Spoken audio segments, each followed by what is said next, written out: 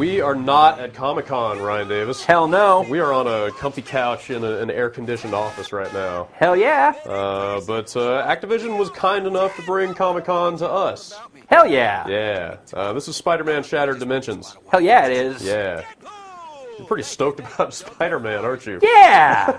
So this is Deadpool. What are we looking at? What part of? Oh man, Black Suit Spider-Man. So yeah, I got to play a little bit of this game recently. They brought it through town in advance of Comic-Con. This is what they're showing at Comic-Con. This content.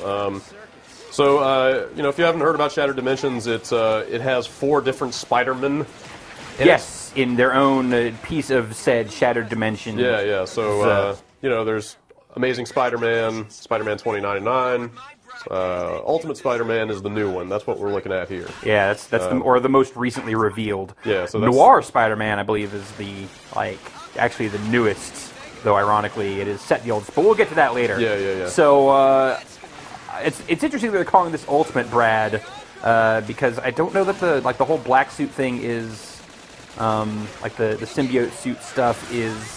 I don't know, as indicative of what defines Ultimate Spider-Man, or at least kind of separates him from the other Spider-Mans. Yeah, well, I talked to the producer about it some, and he kind of made it sound like they went with the black suit as sort of a gameplay contrivance here. Oh, sure, for sure. And I'm already, just from a little bit of this combat here, I'm seeing where they are drawing from the base that was laid in the combat, at least in Web of Shadows. Right. Which did a lot of the kind of red suit, black suit, back and forth. Oh, here we get a little first-person action. Is this? Oh man! So is this actually like gameplay stuff? Yes. So yeah, you actually have an interactive first-person fight with this is Carnage, right? This is Carnage, yeah. So Cletus Cassidy. You're actually controlling this here. That's right. I know this guy's name. Dealing out some blows. That was an impressive piece of knowledge there. Thank you. I'm impressed. Punch him in the face. Yeah. I did. This is not me punching him right now, but I did that. Oh, nice. And it felt pretty good. So you played this little segment here. Yeah, this is sort of a prelude to a boss fight here. Yeah. Well, I know they had talked about that there were going to be some kind of specific, almost like Punch-Out style first-person brawling sequences. So in Ultimate, which I said is kind of their big reveal for Comic-Con, having those tentacles obviously lets them get a little kind of character action, like God of War style. I saw little spikes there. So they're not showing a ton of Ultimate yet. We're on to Noir now. Yeah, so this is like straight up stealth, right? Yeah. So Ultimate and Noir are the 2 I got to play. Okay. They didn't show any of Amazing or 2099 on this tour, but yeah, you can see obviously. I mean, Noir, very desaturated color palette. You want to stick to the shadows. It's a lot more about traversing the environment, finding perches to do takedowns from, like he just did there. Is it just me, or does he does this almost make him seem kind of Batman-y? Yeah, totally. I hadn't thought of that, but yeah, sneaking in the shadows and just icing dudes, and then making the other dudes be all freaked out because oh my god. There is a little bit of an Arkham Asylum vibe here, yeah, I guess, which is worst games to be inspired by. Absolutely. What's going on over there? I see shadows. Are you on some sort of wire here? Looks like it, yeah. Okay, yeah. Here are dudes. I really enjoyed the controls in Noir.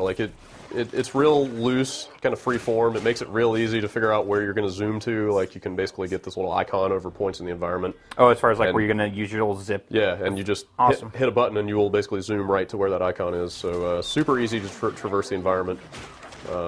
Didn't feel like I was fighting the controls or the shadows at all. It was actually a lot of fun. I wonder, what do you do with, because the stealth stuff so far, from what I've seen, seems pretty, I don't want to say simplistic, but, simple, at least. Yeah. I wonder what do you do with that to kind of, flesh that out for a full, I guess it doesn't have to be a full game, but a full quarter of a game. Yeah. It's hard to say. I only got about 5-10 minutes with Noir. Yeah. But, as long as it's, the basics feel good, that's a good start. Yeah, definitely. Some pretty nice takedown animations. I was going to say that I can tell this game definitely likes its speed-up, slow-mo kind of action. Yeah, there's a nice sense of weight to it. Some pretty brutal. Do that little thing where you put the little pause right before the punch lands, and then when the punch lands, it's oh, that was extra gnarly. I got a bad feeling about this. Oh, is he going to fight a boss? Who's the boss going to be? It's that guy. Who is that guy? Who that is. You don't know? That's no eyebrows, man. Bringing our extensive knowledge of Spider-Man to bear. Vulture? Yeah. Could have been. They did say they're taking a lot of liberties with Yeah, the because villains. with Noir, they're having to make up a lot of stuff because I believe that the basic comic for Noir was pretty brief. Like it was like part of a short series where they kind of did these weird Noir versions of all the characters. So like they don't have the full rogues gallery for Spider-Man in that style yet. So they have to go out and make it up. So this is amazing. This is kind of your bread and butter, right? Spider-Man. Yeah, that's what I'm saying. Like this is looking potatoes Spider-Man. This is looking like straight up, like straight up Web of Shadows. Really? Like it's like animation routines and Oh, interesting.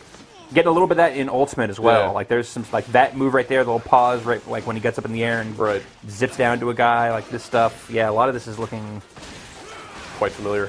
at least like the animations do. Like there's a little bit of I've seen some kind of cell shading on some of the characters, a little light outlining, and then it seems like you see it more on the web effects, like when he slams the ground. Like that seems new, but kind of the basic movement definitely feels familiar in this. Well, so they said that obviously they're shooting for some gameplay commonalities between all four of the universes. Sure, But, like you know, kind of the basic brawling would feel the same. Right, that would right. make But then sense. each one has its own kind of twist on that mechanic. The biggest thing that surprised me about what I found out about this game, I don't know if you're aware of this, but so here's 2099.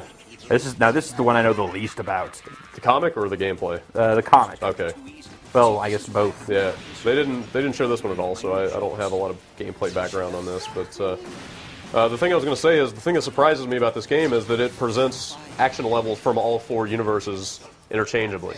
It's not like you play through the Noir section of the game and then, Oh yeah, no, it's just sort of like where do you want to go next? yeah. So they actually likened it to Mega Man. That was the comparison they made. Oh, It was yeah, like, yeah, I can see here's like Act 1. There's a level from each of the four universes, and like you pick which one you want to play first. I will say from this little opening sequence we just saw with Spider-Man 2099 here, my recollection of Spider-Man 2099 was he was, because of the nature of the environment, like you kind of see in the background, it's a lot of like these tall, futuristic, skyscrapery, urban settings, that he was doing a lot more gliding and a lot more like near flying than Spider-Man, than your typical Spider-Man. Yeah. So kind of showing him doing a little more gliding, open air work like you saw there in the beginning. Right. Definitely seems to at least recall what my own loose recollection of Spider-Man 2099 looks like. Now, this is not your typical Spider-Man. This is actually not Peter Parker, right? No. I believe this is the one instance where it's actually a different character. It's not Peter Parker in Noir either. Oh, is that right? Yeah, Okay. I'm gonna say that's Scorpion. Wait, no, I think they said it is. It's like a weird alternate history Peter Parker. But it can't be because it takes place in the Noir. 30s. Well, that's what I'm saying. They took him back to the 30s. I'd swear that's what they said. I could be If they mistaken. are, then they are taking some liberties, I believe, with what the.